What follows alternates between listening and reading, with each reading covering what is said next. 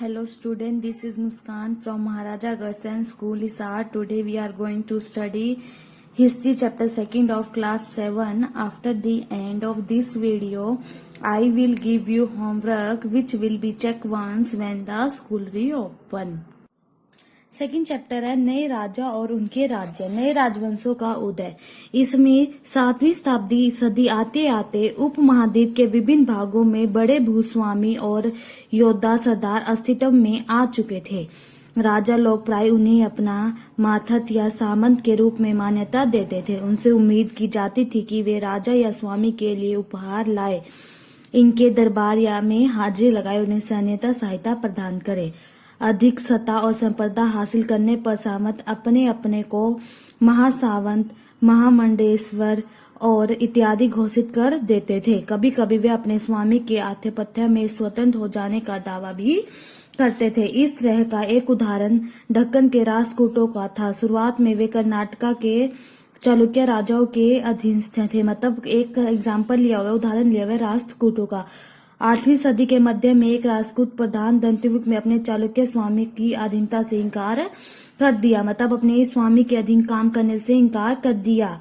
उसे हराया और हिरण्यकभ्य नामक एक अनुष्ठान किया। जब वह अनुष्ठान ब्राह्मणों की सहायता से संपन्न किया जाता था, मतलब जो अनुष्ठान था किसकी, ब्राह्मणों की सहायता से संपन्न किया जाता था, तो यह माना जाता था कि इनसे याजक जन्मना शस्त्र न होते हुए भी क्षत्रिय के रूप में दोबारा शस्त्रत्व प्राप्त कर लेगा। और कुछ अन्य उदाहरणों में उद्यमी परिवारों के पुरुषों ने अपनी राजशाही कायम करने के लिए सैन्य कौशल का इस्तेमाल किया।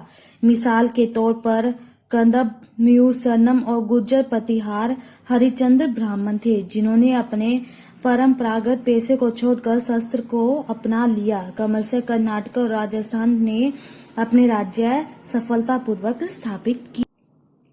चोल साम्राज्य की सभा के लिए आवश्यक शर्तें क्या थी?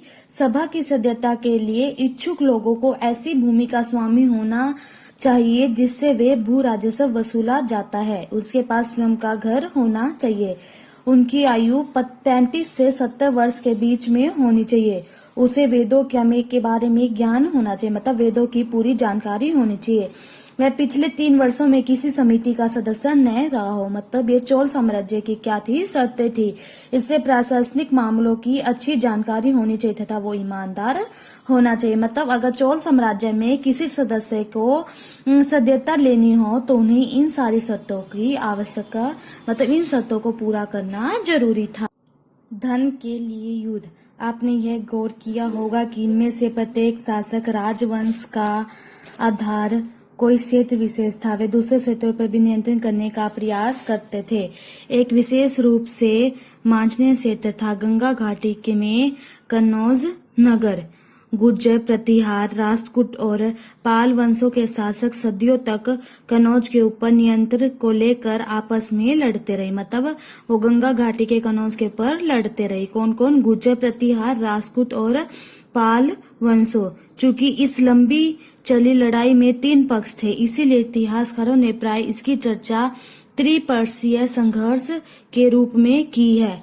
जैसे कि हम देखेंगे कि शासकों ने बड़े मंदिरों का निर्माण करवाया और उन्होंने उस पर भी आक्रमण कर दिया। अफगानिस्तान में गंजनी का सुल्तान महमूद ऐसे शासकों में से सबसे प्रसिद्ध है। उसने 1997 से लेकर 1030 तक शासन किया और अपने नियंत्रण का विस्तार मध्य एशिया के भागों, ईरान उपमहाद्वीप के उत्तर पश्चिमी हिस्से तक किया। यह लगभग हर साल उपमहाद्वीप पर हमला करता था। मतलब वो हर साल ही हमला करता था। इसके निशाने थे स्वर्ण मंदिर, उसमें गुजरात का सोमनाथ मंदिर भी शामिल था। महमूद जो धन उठा ले गया, उसका बहुत बड़ा हिस्सा गंजनी में एक वैभवशाली राजधानी के निर्माण में खर्च हुआ। मतलब उसने जो पैसा चुराया था, धन उठा कर ले गया था, वो वैभवशाली राजधानी के निर्माण में खर्च हुआ था।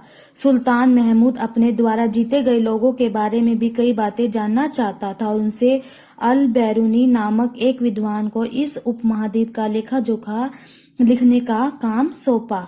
अरबी में लिखी गई उनकी कृति किताब अल हिंद आज भी इतिहासकारों के लिए एक महत्वपूर्ण स्रोत है। मतलब उन्होंने जो किताब लिखवाई थी अल हिंद, वो भी एक इतिहासकारों के लिए महत्वपूर्ण स्रोत है। अल बैरूनी ने इस तैयार करने के लिए संस्कृत के विद्वानों ने परामर्श किया है। युद्ध करने वाले दूसरे राजाओं में चहमन भी थे, मतलब जो युद्ध थे जो चौहान भी थे, जो बाद में चौहान के रूप में जाने गए। सबसे पहले चहमन और फिर बाद में चौहान के रूप में जाने गए।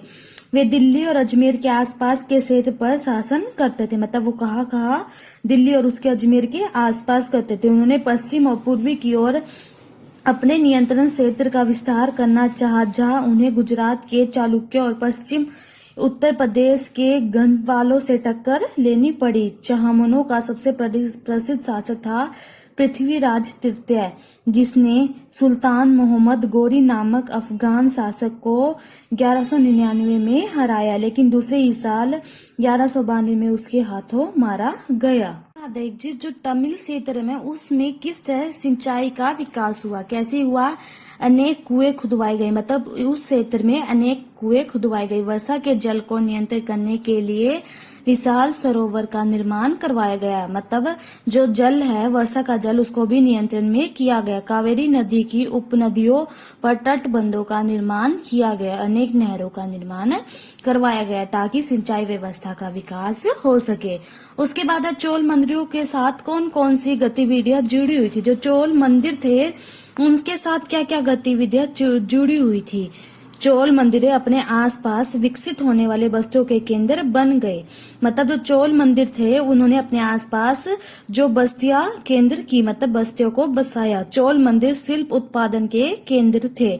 चोल मंदिर आर्थिक, सामाजिक और सांस्कृतिक जीवन के केंद्र भी थे। मतलब जो मंदिर थे वो आर्थिक और सामाजिक और सांस्कृतिक जीवन के भी केंद्र थे। मतलब पैसों और समाज की और जो संस्कृति वगैरह थी उनके भी केंद्र बन गए थे। मंदिर के आसपास मंदिर के लिए काम करने वाले लोग, जैसे जो मंदिर में काम करते थे और जो मंदिर के लिए काम करते थे, दोनों ही आसपास रहने लगे। जैसे पुरोहित, मालाकार, बावर्ची, मेहता, बावर्ची मतलब जो खाना बनाता है, और संगीतकार आदि रहते थे। मतलब वो भी मंदिर के आसपास ही रहते थे। उसके बाद है कि जिस तरह के पंचायती चुनाव आज हम देखते हैं उनमें उत्तर मेरू के चुनाव किस तरह से अलग थे। मतलब जो उत्तर मेरू के चुनाव थे वो किस तरह से अलग थे। आज हम अपने पंचायत प्रतिनिधियों का चुनाव सार्वभौमिक व्यवसाय मताधिकार प्रणाली का प्रयोग करके गुप्त मतदान द्वारा करते हैं। सार्वभौमिक व्यवसाय मताधिकार मतलब हर किसी को अपना मत देने का अधिकार है, चाहे वो अमीर हो या गरीब, उच्च जाति का हो या नीच जाति का, पढ़ा लिखा हो या अनपढ़, मतलब सबको अपना मत देने का अधिकार है।